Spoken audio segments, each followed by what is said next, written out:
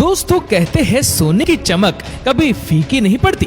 पहले के बादशाहों से लेकर आज के आम आदमी तक हर कोई सोने के पीछे पागल है।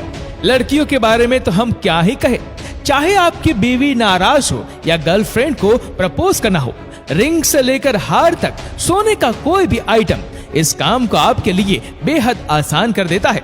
और फिर दिवाली के त्योहार के दौरान तो सोने की अहमियत और भी ज्यादा बढ़ जाती है। अब आपको ये तो पता ही होगा कि सोने से जेवर कैसे बनते हैं, पर एक सवाल तो कभी ना कभी आपके दिमाग में जरूर आया होगा कि आखिर ये सोना बनता कैसे है। अगर आपको भी नहीं पता तो आज के इस वीडियो को लास्ट तक जरूर देखना। तो चलिए शुरू करते हैं। सबसे पहले समझते हैं कि सोना आता कहां से, उसके बाद हम देखेंगे कि इसे निकाला कैसे जाता है।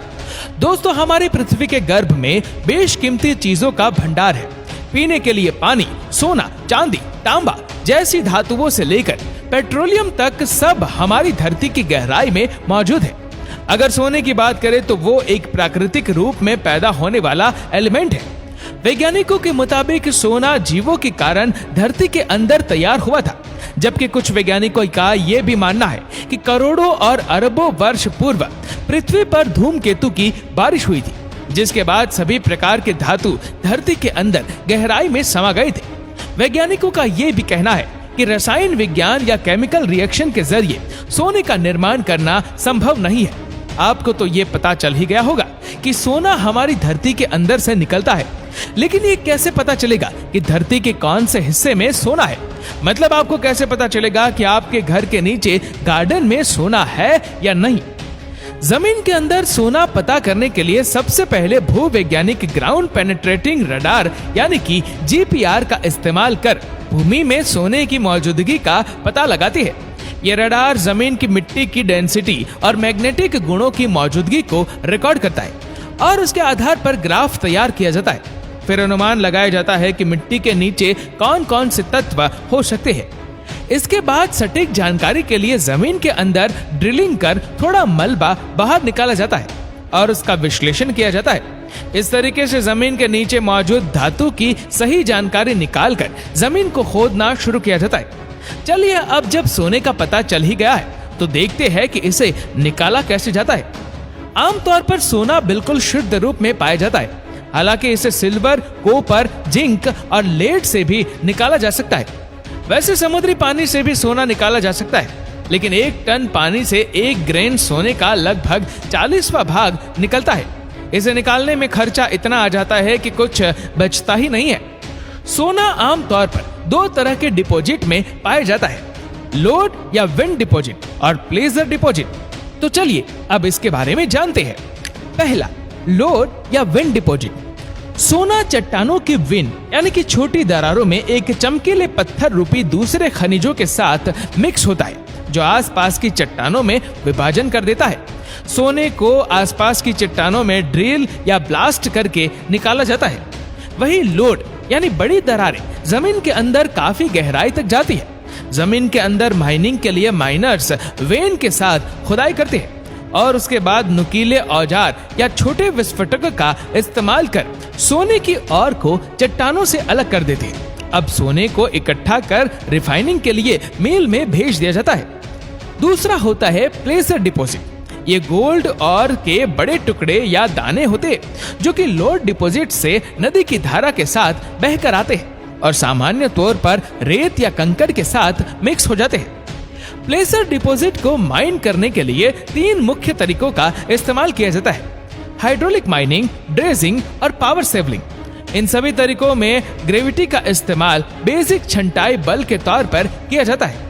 और अब जब और हमारे पास आ गया है तो अब हम देखते हैं कि इस और में से सोना कैसे निकाला जाता है। सोने को और से अलग करने के लिए कई मेथड यूज किए जाते हैं, जिनमें से एक का इस्तेमाल किया जाता है। सोना निकालने के लिए कौन सी माइनिंग तकनीक का इस्तेमाल होगा, ये डिपॉजिट के प्रकार पर ही डिपेंड करता है। माइनिंग तकनीक से सोना निकालने के बाद इसे रिफाइन करने के लिए 4 प्रोसेस में से एक का इस्तेमाल किया जाता है, और वो है फ्लोटेशन, साइनिडेशन, अमालगमेनेशन और कार्बन इन पल्प।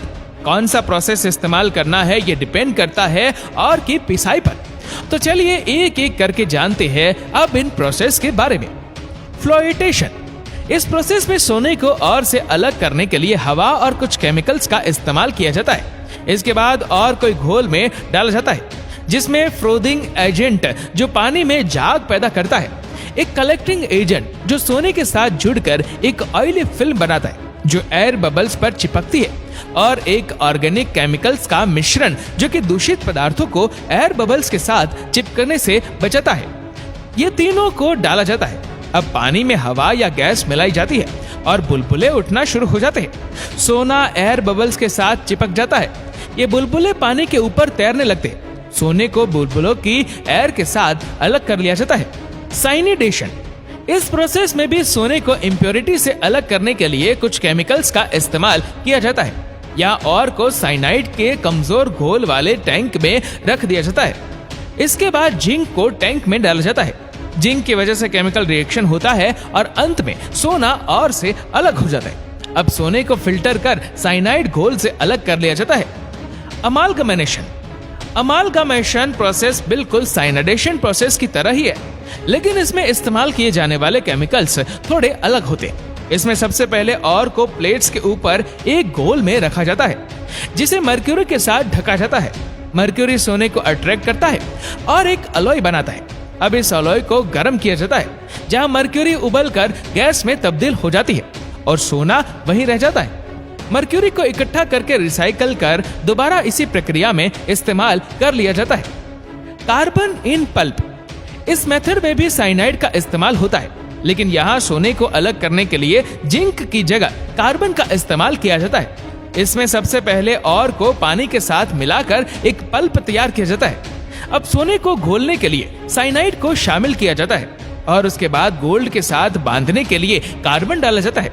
इसके बाद कार्बन पार्टिकल्स को पल्प से अलग कर दिया जाता है और इन्हें गर्म कोरोसिव कार्बन सॉल्यूशन में रखा जाता है जो सोने को कार्बन से अलग कर देता है, और इसमें से निकले सोने के बिस्किट, प्लेट्स और ज्वेलरी बनाई जाती है जिसमें 24 या 22 कैरेट होता है। अगर आपको ये भी जानना है कि कैरेट होता क्या है तो हमें कमेंट करके बताएं। दोस्तों, आशा करते हैं कि वीडियो आपको पसंद आई होगी। आपको ये वीडियो कैसे लगी नीचे कमेंट करके जरूर बताएगा, और अगर आपको वीडियो अच्छा लगा हो तो इस वीडियो को लाइक करेगा, शेयर करेगा ज्यादा से ज्यादा लोगों तक, और ऐसे ही और भी रोचक जानकारियों के लिए सब्सक्राइब करें हमारे यूट्यूब चैनल को और फेसबुक पर फॉलो करें हमारे पेज को। धन्यवाद।